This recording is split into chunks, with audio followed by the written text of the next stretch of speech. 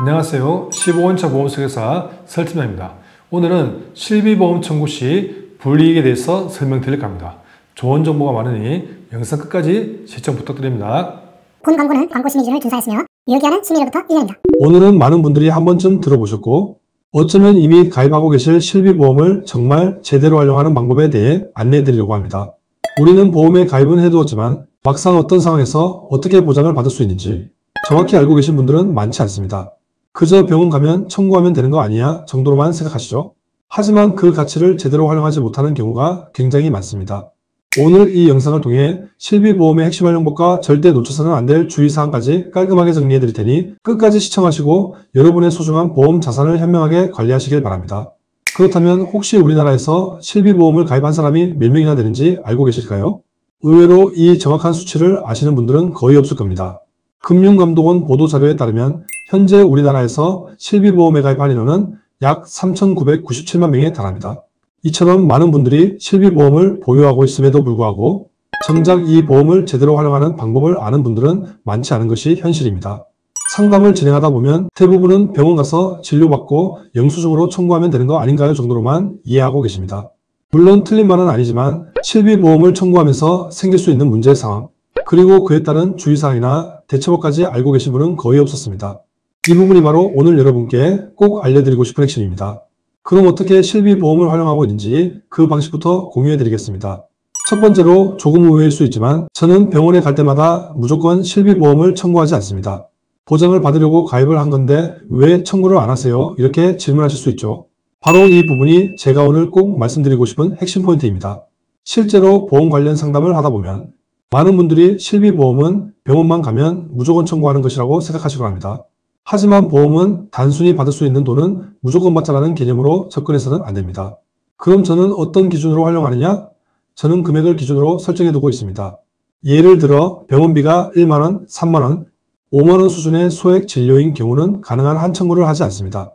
왜냐하면 실비보험을 청구할 때 자기 부담금이라는 개념이 있어서 본인이 일정 금액을 부담한 뒤에 그 차액금만큼만 보험금이 지급됩니다. 이처럼 소액 청구는 실질적으로 돌려받는 금액이 크지 않음에도 불구하고 보험금 청구 이력은 보험사에 모두 기록으로 남겨됩니다.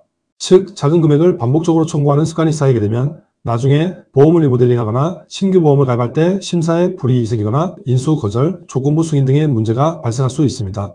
두 번째로 제가 실비보험을 소액으로 청구하지 않는 이유는 바로 보험금 지급 이력과 가입 정보가 보험사에서 공유되는 시스템 때문입니다. 많은 분들이 잘 모르시지만 보험회사들은 각 사별로 보험금 지급 내역과 가입 정보를 통합 조회할 수 있는 시스템을 운영하고 있습니다. 즉 내가 A 보험사에서 보험금을 청구하고 지급을 받았다고 해도 B사, C사, D사 등 다른 보험사에서도 그 내역을 모두 확인할 수 있다는 겁니다. 그래서 저는 단순히 한번 병원 다녀온 기록이라 하더라도 그게 여러 보험사의 보험금 수령 이력으로 남는 것 자체가 불리할 수 있다고 판단해요. 가급적 소액 진료에 대해서는 청구를 하지 않고 있는 것입니다. 정리하면 소액 청구는 실익의 적고 청구 이력만 남는다는 점, 그리고 보험사 간 공유 시스템으로 인해 다른 보험사에서도 이력이 확인된다는 점, 이 두 가지 이유 때문에 저는 병원에 갈 때마다 실비보험을 청구하지 않습니다. 물론 무조건 청구하지 마세요 라는 뜻은 아닙니다. 더 이상 가입할 보험이 없으시다면 청구하셔도 상관없겠지만 아직 보험 준비가 완벽하게 끝나지 않은 분들이라면 반드시 조심하셔야 합니다. 병원만 다녀오면 무조건 청구부터 하시는 분들께 꼭 드리고 싶은 말씀이 있습니다. 바로 주의해야 할 보험 실무 절차가 있다는 것인데요. 그중 가장 먼저 알아두셔야 할 게 바로 계약 전 알릴 의무, 즉 고지 의무입니다. 보험에 가입하실 때 최근 병원 방문이나 치료 내용을 고지하지 않거나 누락하게 된다면 향후 보험금 청구 시 보장 거절 사유가 될 수 있습니다.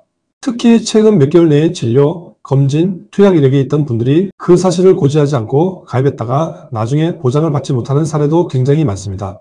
보험에 가입하실 때는 반드시 계약 전 알릴 의무, 즉 고지 의무를 정확하게 이행하셔야 합니다. 보험사는 가입자의 건강 상태와 병력을 확인하기 위해 다음과 같은 질문을 합니다. 최근 3개월 이내 진단을 받거나 치료, 검사, 확진을 받은 이력이 있는지, 1년 이내에 건강검진이나 내시경, CT 등 추가 검사나 재검사를 받은 적이 있는지, 5년 이내에 입원 또는 수술을 받았거나 동일 질병으로 7회 이상 치료를 받은 이력이 있는지, 30일 이상 약을 복용한 적이 있는지, 최근 5년 내에 암, 백혈병, 고혈압, 협심증, 간경화, 뇌질환, 심장질환 등으로 진단을 받거나 치료를 받은 적이 있는지, 이 모든 항목에 대해서 정확하게 보험사에 알려주셔야 합니다. 그런데 문제는 많은 분들이 이 과정을 대수롭지 않게 생각하거나 실수로 누락을 하신다는 점이죠. 만약 이 중요한 내용을 보험사에 알리지 않고 넘어가게 되면 나중에 보험금을 청구했을 때 보장을 거절당할 수 있다는 점을 꼭 기억하셔야 합니다. 심지어 최악의 경우에는 그동안 열심히 보험료를 납입했음에도 불구하고 보험 계약이 강제로 해지되거나 납입한 금액조차 돌려받지 못할 수 있는 매우 심각한 상황이 발생할 수도 있다는 겁니다. 그래서 저는 항상 강조드립니다.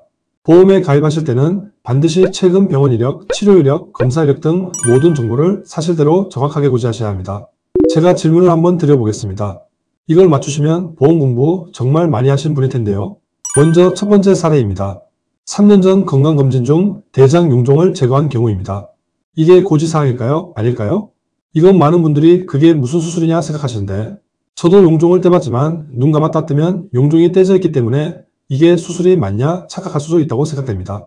하지만 대장 용종 제거는 보험사 기준으로 수술로 분류됩니다. 그래서 이 경우 실비 청구도 가능하시고 수술비 보험도 청구가 가능하시며 진단금도 받을 수 있습니다.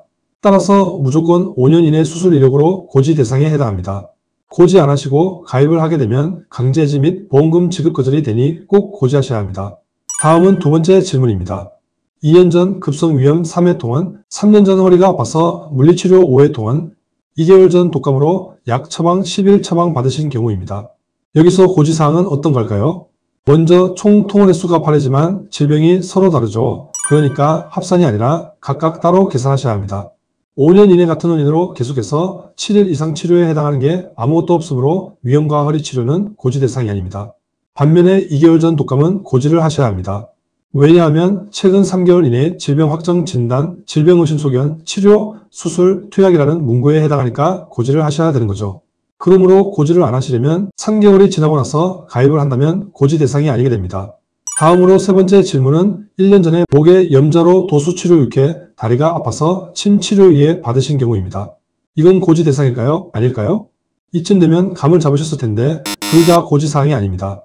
5년 이내 동일 질병으로 7회 이상 치료, 둘 다 아니고요. 단 문제가 있습니다. 고지는 안 하셔도 되는데 혹시나 청구를 바로바로 하셔서 청구 기록이 남아있으신 분들은 보험 가입하실 때 해당 기록이 뜨기 때문에 치료 부위들에 대해서 상해 관련 특약 삭제, 부담보, 특정 기간 부담보, 그리고 보류, 할증 및 전체 거절이 될 수도 있다는 겁니다. 도수치료 한번 받으시는데 10만원 좀 넘어가죠. 그 돈이 급하신 게 아니라면 3년 이내에 어차피 청구가 가능하니까 보험 가입을 끝내고 나중에 청구하시길 바랍니다. 다음 네 번째 질문 드리겠습니다. 6년 전 장염으로 20회 통원하고 4년 전 장염으로 5회 통원하고 1년 전 심장 단순 검사를 했다면 고지 대상일까요? 아닐까요? 6년 전 장염은 건강고지형 보험이하는 이상 고지 대상이 아닙니다. 4년 전 장염도 7회 미만이므로 고지 대상이 아닙니다. 1년 전 검사한 것도 입원도 아니고 수술도 아니고 약 처방도 아니고 통원도 7회 미만이고 이상 소견이 나온 게 없으면 고지 대상이 아닙니다. 다만 실비 청구 이력이 확인되면 심장 관련 검사는 문제가 될 수 있습니다. 왜냐하면 심장 관련 질병은 굉장히 큰 질병이죠. 진짜 문제가 없는 게 맞느냐, 진짜 정상 소견이었냐며 소견서를 떼오게끔 시키고요. 소견서가 없다면 인수 자체를 거부할 수도 있습니다. 청구 이력이 있기 때문입니다. 그러니까 주의를 하셔야겠습니다.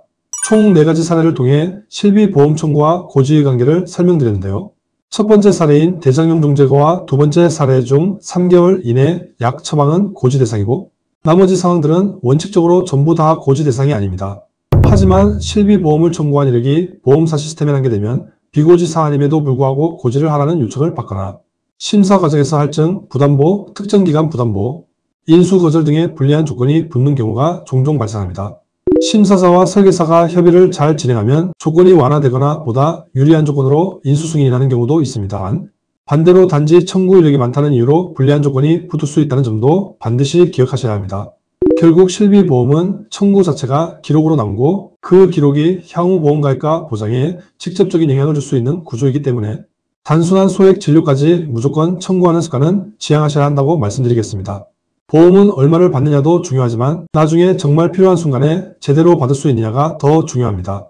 꼭 필요한 순간에 온전히 보장받을 수 있도록 신중하게 관리하시길 바랍니다. 아마 여기까지 들으신 분들 중에는 아니 그럼 보험 가입해서 매달 돈을 내고 있는데 도대체 언제 활용하라는 거냐 이렇게 생각하실 수도 있을 것 같습니다. 그래서 실비보험을 언제 어떻게 활용하는 것이 현명한지 그 방법도 함께 설명드리겠습니다. 우선 알아두셔야 할 건 보험금 청구권은 보험사고일로부터 3년 이내에 행사할 수 있다는 것입니다. 즉 사고나 치료가 있었던 시점으로부터 3년 안에는 언제든지 청구가 가능하다는 뜻입니다. 여기서 중요한 포인트는 청구 시점은 보장 종류에 따라서 기준일이 조금씩 다르다는 점입니다. 예를 들어 수술비는 실제로 수술한 날, 입원비는 입원한 날, 실손의료비는 처음에 병원 치료를 시작한 날짜가 기준이 됩니다. 암보험금은 암 진단이 확정된 날이고요. 이 말은 꼭 내가 병원 치료를 받고도 아직 보험금 청구를 하지 않았다면 3년 안에는 청구할 수 있으니 굳이 급하게 청구할 필요가 없다는 거죠. 그래서 저는 이렇게 꺼내드립니다. 혹시 보험 리모델링을 계획하고 계시거나 새롭게 보험을 가입하실 예정이라면 실비 청구는 일단 미뤄두시고 보험 변경이나 신규 가입이 모두 끝난 뒤에 청구하는 것이 유리합니다. 왜냐하면 실비 청구 이력은 향후 심사나 인수 조건에 영향을 줄 수 있기 때문이죠. 청구 자체는 나중에 하셔도 가능하니까 영수증이나 진료비 내역서를 잘 보관해 두셨다가 보험 설계가 완료된 후 3년 이내에 청구만 하시면 충분히 보장받을 수 있다는 점 기억해 두시면 좋겠습니다. 고객 입장에서 바라봤을 때 아니 뭐 이런 것까지 신경을 써야 되나 생각하실 수도 있다고 봅니다. 실비보험은 내가 병원에 가서 치료를 받고 실제로 돈을 썼기 때문에 당연히 보험금을 청구하는 게 자연스럽게 느껴지실 텐데 그런데 청구를 해야 한다, 하지 말아야 한다 이렇게 단정지어 말씀드리는 게 사실 어렵고 조심스러운 부분입니다. 왜냐하면 각자의 건강 상태, 병원 이용 패턴, 경제적인 여건이 모두 다르기 때문이죠. 그래서 이 부분은 보험 전문가가 대신 결정해 드릴 수 없는 문제이지만 다만 보험금을 청구했을 때 어떤 일이 생길 수 있는지 그리고 그로 인해서 생길 수 있는 불이익과 심사상 제약 등은 반드시 고객님들께 알려드려야 한다고 생각합니다. 오늘 보험 전문가로서 실무에서 실제로 발생하는 사례들과 함께 실비보험을 언제 어떻게 활용하는 게 고객님들께 유리한지 자세히 알려드렸습니다. 보험은 단순히 혜택만을 누리는 수단이 아니라 전략적으로 관리하고 현명하게 활용해야 하는 중요한 재무 도구입니다. 오늘 이 정도 내용만 숙지를 잘 하셔도 보험을 활용하실 때 조금 더 신중하게 그리고 자신있게 결정할 수 있을 거라고 생각합니다. 이 영상을 통해 여러분의 실비보험이 단순한 지출이 아닌 든든한 자산으로 거듭하기를 바랍니다. 저희 채널에서는 여러분이 보험에 가입하실 때 최선의 선택을 할 수 있도록 30여 개 이상의 생명보험, 손해보험, 여러 회사들을 비교 설계 및 분석을 통해 보험에 대한 전반적인 컨설팅으로 도움드리고 있습니다. 오늘 내용이 도움이 되셨거나 나의 보험이 잘 설계되어 있는지 점검이 필요하신 분, 혹은 새로운 보험 가입에 대해 궁금하신 분들은 주저하지 마시고 댓글창에 있는 상담 신청 링크를 통해 언제든지 편하게 연락주세요. 여러분의 상황에 맞는 최적의 솔루션을 제공해 드리겠습니다. 그럼 끝까지 시청 감사합니다. 영상이 마음에 드셨다면 구독, 좋아요, 알림 설정 꼭 부탁드립니다. 감사합니다. 본 광고는 광고 심의 기준을 준수하였으며 유효기간은 심의일로부터 1년입니다.